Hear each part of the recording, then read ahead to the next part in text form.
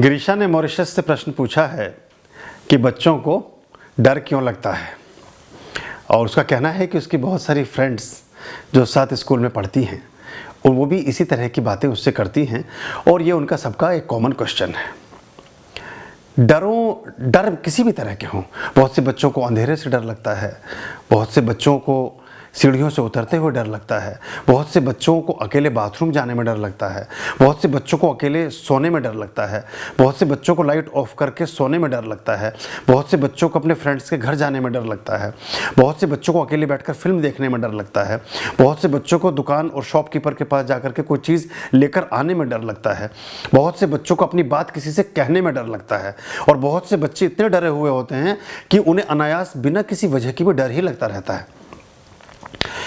ये एक मनोवैज्ञानिक तथ्य है और इसको पैदा करते हैं माँ बाप। इसके कारण है माँ बाप। हम बहुत छोटे से बच्चे को अपने स्वार्थ को पूर्ण करने के लिए, अपने मतलब को ठीक करने के लिए, अपनी सुविधा के लिए बच्चे को डराना प्रारंभ करते हैं।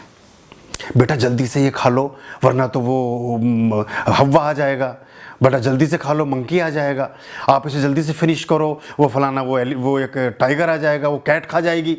अब ये करते करते बच्चे को लगता है कि कोई एक ऐसी एनर्जी है, कोई चीज़ ऐसी हिडन है कि वो अगर मैं किसी अपने आप को एक रिदम में नहीं रखूँगी, अपने आप को ठीक से परफॉर्म नहीं करूँगी, तो वो चीज़ आकर के मेरे हक को, मेरी चीज़ों को डिस्टर्ब कर देगी।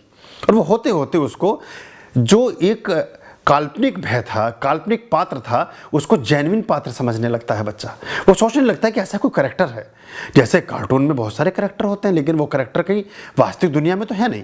आप टॉम एंड जेरी को ढूंढने जाएंगे तो कोई घर के नेम प्लेट लगी नहीं मिलेगी आपको। किसी घर के बाहर के टॉम एंड जेरी यहाँ रहते हैं, या पोपाई यहाँ मिलेंगे, या जो जितने भी तरह के चाचा चौधरी या बिल्लू या साबू कहीं आपको मिल जाएं, ये कहीं नहीं मिलेंगे। ये काल्पनिक पात्र हैं। लेकिन बहुत लंबे समय तक कल्पना लोक में रहने से हमें कल्पना की चीज़ें भी वास्तविक प्रतीत होने लगती हैं। हमें ऐसा लगता है कि सब असली दुनिया है। ऐसे ही डर के पीछे होता है। हमें बच्चों को, जो माता पिता ये चाहते हैं कि उनके बच्चे निर्भीक बने, यानी कि डरपोक ना हो, छोटी छोटी चीज़ों से डरे ना, तो उन बच्चों को डराना बंद कीजिए। आप असुविधा झेलिए ना। आप थोड़ी देर आप अपनी सुविधा के लिए धीरे धीरे छोटी बातों में उससे झूठ बोलना शुरू करते हैं। और कभी जब उस बच्चे को पता चलता है कि ये बात झूठ थी, तो सबसे पहले तो माता पिता का सम्मान कम होता है उसकी दृष्टि में। सबसे ज़्यादा परिवार की संस्था यह खराब हुई है। माता पिताओं के प्रति तिरस्कार का कारण उनका पाखंडी व्यवहार करना है, उनका छद्म रूप से आचरण को अपने अमल में लाना है। माता पिता जब झूठ बोलते हैं और बच्चों पर जब वो झूठ प्रकट हो जाता है, तो माता पिता उन बच्चों से कभी भी वास्तविक सम्मान कभी भी नहीं पा पाते हैं। तो आप अगर वास्तव में अपने बच्चों का सम्मान पाना चाहते हैं तो उनसे झूठ बोलना बंद कीजिए। किस असुविधा के लिए? थोड़ी देर की असुविधा है ना।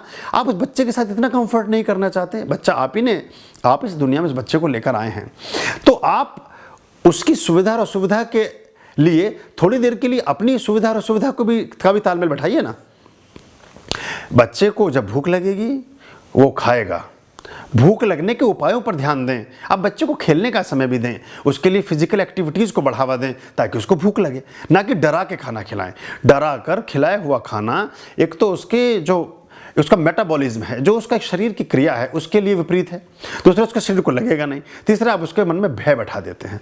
ये भय धीरे धीरे उसके और अन्य तरह के और बहुत तरह के भयों को क्रिएट कर देता है।